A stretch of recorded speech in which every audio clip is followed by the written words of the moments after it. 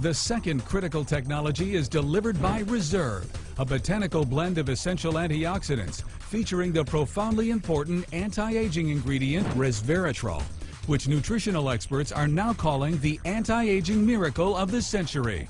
Reserve gives you more energy, it increases your immunity, and it decreases the heart attack rate, and it has a whole list of benefits. Reserve promotes a healthy immune system, increases your metabolism, and also assists in digestion, cardiovascular function, and helps to maintain healthy cholesterol levels. I am one of those aging baby boomers, and I want to stay young. And when I saw the Reserve, I thought, young on the inside, young on the outside. These two mice are racing toward the elusive fountain of youth. So why is the one on the right moving so much faster? He's running on red wine, or more precisely, resveratrol, a natural compound found in red wine. And the man behind the mice is betting that molecule is the answer to aging. We believe these molecules are working by activating these very ancient genetic pathways that control the aging process. Exciting, he says, because the genes are activated by resveratrol. The mice who received it lived 30% longer than the mice who did not. Probably if you wanted enough resveratrol to have the health-giving effects, you'd have to have a couple of 100 glasses of wine. Per day? Per day. Other studies showed that among mice fed a high-fat diet, those given resveratrol didn't gain as much weight as those not given the drug. Sinclair believes that resveratrol actually changes the physiology of the mice. The proof, he says, is in the post-mortem. Their organs looked pristine, youthful, fat-free, and their physiology was just like they were dieting, but they were fat. Convinced they were on the right path, they fast-tracked the drug into human trials on people with untreated diabetes, and the results were impressive.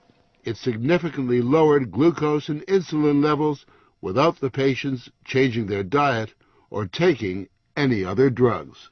Originally, our hope was that you'd be able to prevent diseases of aging. What we ended up seeing is actually you could therapeutically intervene in patients who have diseases of aging, and that was unexpected. Yeah, the diabetic patients have high blood sugar, and the molecules bring it down. That's treatment, that's not prevention.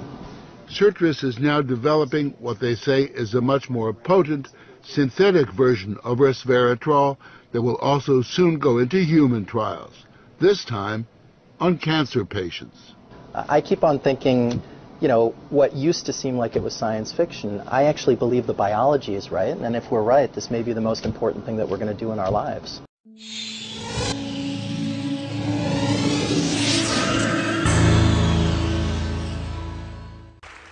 Good afternoon. There's a medical revolution happening all around us, and it's one that's going to help us conquer some of society's most dreaded conditions, including cancer. And the revolution is called angiogenesis. Now, one major part of the angiogenesis revolution is a new approach to treating cancer by cutting off the blood supply. We call this anti-angiogenic therapy, and it's completely different from chemotherapy because it selectively aims at the blood vessels that are feeding the cancers. So let me show you what happens when we put in an extract from red grapes. The active ingredient is resveratrol.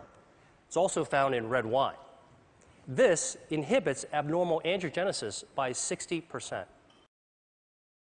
So there's just one more disease that I have to tell you about, and that's obesity.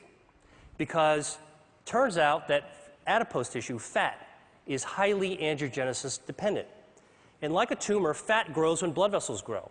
So the question is, can we shrink fat by cutting off its blood supply? So the top curve shows the body weight of a genetically obese mouse that eats nonstop until it turns fat like this furry tennis ball. And the bottom curve is the weight of a normal mouse. If you take the obese mouse and give it an angiogenesis inhibitor, it loses weight. Stop the treatment, gains the weight back. Restart the treatment, loses the weight again. Stop the treatment, gains the weight back. And in fact, you can cycle the weight up and down simply by inhibiting angiogenesis. So this approach that we're taking for cancer prevention may also have an application for obesity.